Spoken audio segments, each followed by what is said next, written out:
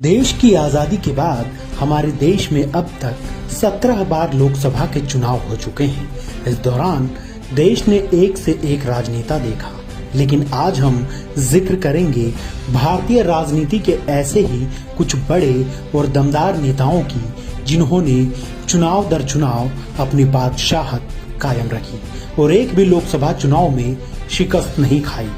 हालांकि इनमें से कुछ नेता या तो राजनीति से दूर हो चुके हैं या फिर वे अब इस दुनिया में नहीं हैं। बावजूद इसके उनके इन रिकॉर्ड्स को लोग लंबे समय तक याद रखेंगे। इस फहरिस्त में सबसे पहले नाम आता है बीजेपी के सह संस्थापक लाल कृष्ण आडवाणी का। आडवाणी 1970 से 1989 तक पहले तो राज्यसभा के सदस्य रहे, फिर उन्होंने लोकसभा का रुख किया। इस बीच उन्होंने साल 1986 से 1991 तक बीजेपी के राष्ट्रीय अध्यक्ष का पद संभाला। साल 1989 में उन्होंने पहली बार नई दिल्ली से लोकसभा का चुनाव लड़ा और जीत हासिल की।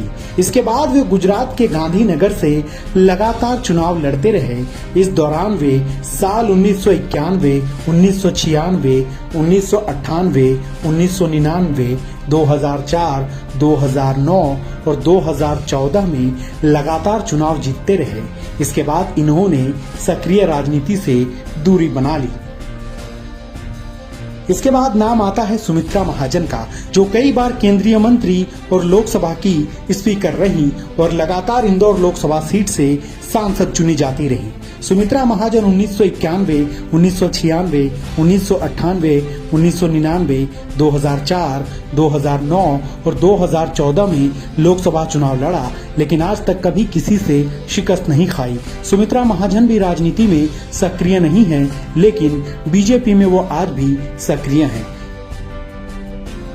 इस लिस्ट में अगला नाम है जगजीवन राम का, जिन्हें कांग्रेस का स्तंभकार माना जाता है और इनके नाम जवाहरलाल नेहरू के अंतरिम सरकार में सबसे कम उम्र में मिनिस्टर बनने का रिकॉर्ड दर्ज है। साल 1952 में पहले लोकसभा चुनाव में जीत दर्ज करने के बाद 1984 तक जगजीवन राम लगातार 8 बार सासाराम से सांसद रहे। इस बीच साल 1980 में खुद की पार्टी कांग्रेस जे बनाई, तब भी सासाराम की जनता का आशीर्वाद उन्हें लगातार मिलता रहा। इस फहरिस्त में एक और खास नाम आता है पीए संगमा का, जिन्हें कांग्रेस का कद्दावर नेता माना जाता था और पूर्वोत्तर में वो कांग्रेस का एक प्रमुख चेहरा रहे हैं। पीए संगमा 1988 से 1990 तक मेघालय के मुख्यमंत्री रहने के साथ साथ लोकसभा स्पीकर भी रह चुके हैं। पीए संगमा मेघालय के तुर्रा लोकसभा सीट से 1977 में जीत हासिल करने के बाद से लगातार 2014 के 16वीं लोकसभा चुनाव तक कभी नहीं हारे और सांसद रहते साल 2016 में उनका निधन हो गया था।